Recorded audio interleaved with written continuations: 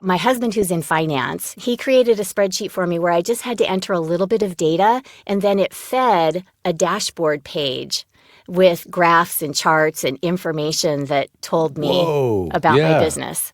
As we all know, the voiceover community is super tight. And so I made lots of fast friends right away, dear friends that are friends today. We were comparing numbers on the pay to plays. And I was like, well, my audition to booking ratio here is this, and my audition to booking ratio there is this. And they're like, how do you know that? Right. Yeah. And so I was like, well, because I have got this spreadsheet that my husband created.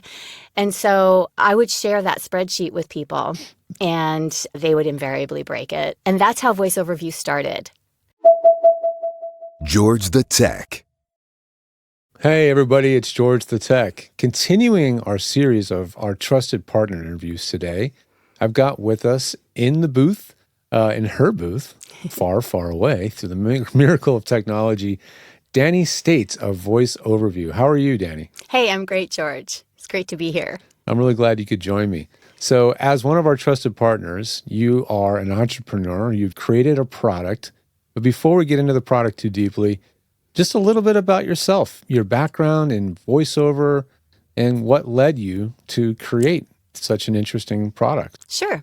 So I have a 15-ish year background in product marketing in the financial space and also tech. So when I got laid off from my job in marketing for the second time in about 4 or 5 years, I was really primed to do something else. And I had thought about doing voiceover. I did a little bit of voiceover back in my mid-20s and was good at it, but didn't think it was really a career.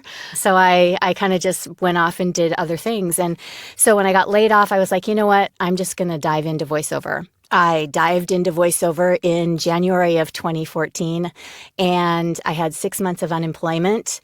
And so I was just chasing really hard during that time. Yeah, I bet you were. Yeah, I was chasing it hard, in all the ways. Your burn rate was high, as they say. Yes. I was auditioning a ton and just doing all the things. And so at the end of the 6 months, I got my first big voiceover check. Like the week that I got my last unemployment check was the week that I got my first big voiceover check.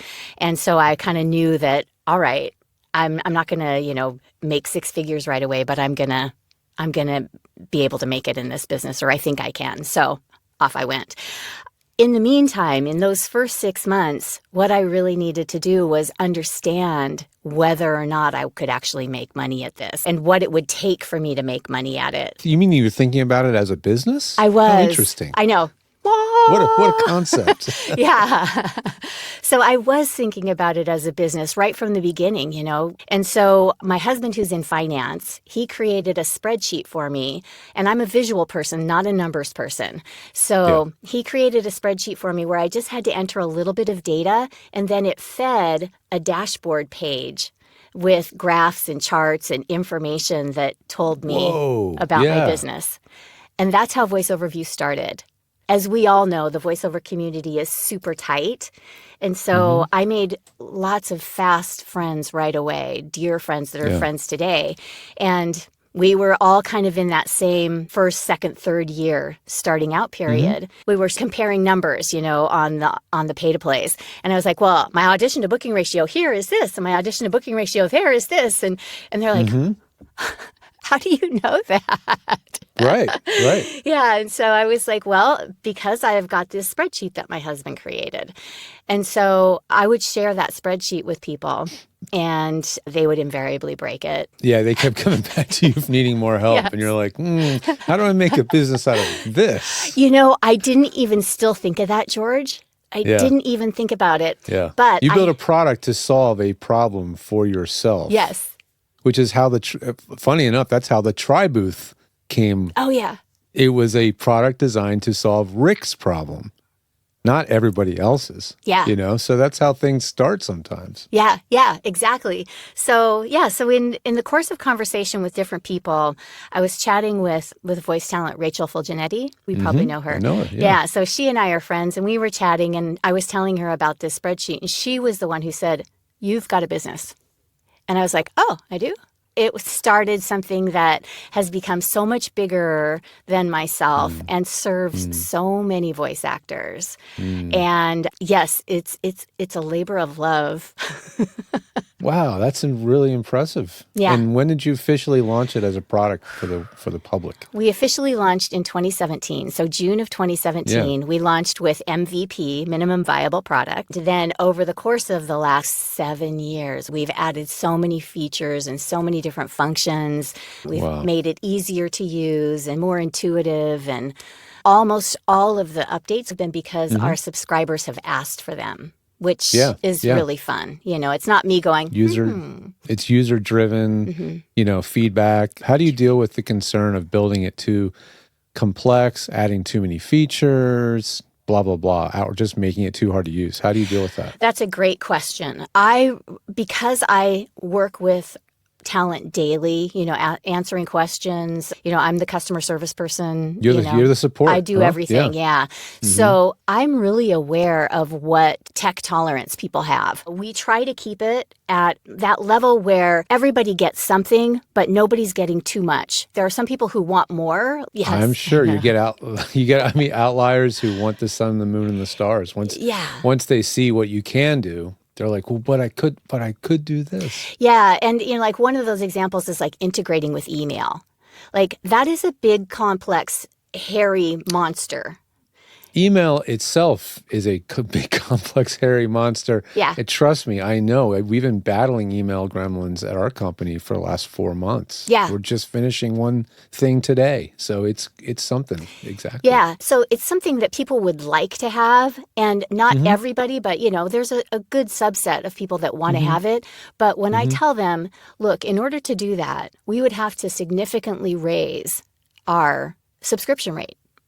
Right. To support that, to build it, and it's like, oh, well, yeah, I'd rather still pay what I'm paying because I can still see, I can still see email, and we do a very simple integration, that's enough. So it's enough. Yeah. So I really just keep an eye on things that a lot of people are asking for and that make sense, that don't add complexity.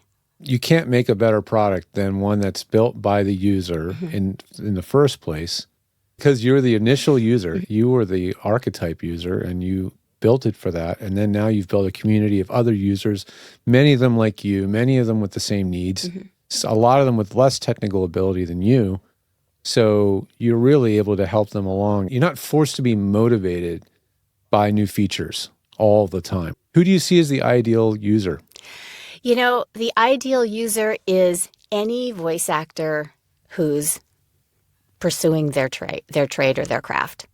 And I say that because we have people who are literally just starting out, who are using our platform for their one-page website, just starting out with marketing and auditioning and doing the basics. And we also have people who are mid-career like myself, people who have been in the business for 20, 25 years. We were really for everybody. Everybody should use us. I guess the only person that would be challenging would be one that maybe already invested heavily in a system, and now they need to adapt and move into this system and have a lot of integrate. The hardcore advanced techie user maybe harder to integrate in. Yeah, but for most normal voiceover people, where that's not their bag. It sounds like a really great way to complement their needs. Now, how are you working with us at George the Tech? How is the best way for our customers to get involved with VoiceOver? So you're on the site and you want to check out VoiceOverView. What do our clients do, and what are they going to get if they join today? On your site, there is a referral link for George the Tech, and it'll give you a 30-day free trial. We have a no surprises guarantee, which means that 1 week before your subscription begins, your paid subscription, you'll get an email saying, hey, your paid subscription is about to begin. Here's how you cancel. If you are a monthly subscriber and you love it and you want to upgrade to yearly before it starts, here's how you do it. If you just subscribed yearly but you still want to go month to month for a bit, here's how you do it. We give you all the details so that there's no surprise when that subscription fee hits. So it's $9.99 a month or $96 a year. 20% discount. Oh, cool. Yeah. Okay. And we've never Yeah, that's changed it. great. I really appreciate your time, Dani. Yeah, it's a pleasure. Good luck with everything. Continued success. Thank you. It's always a pleasure.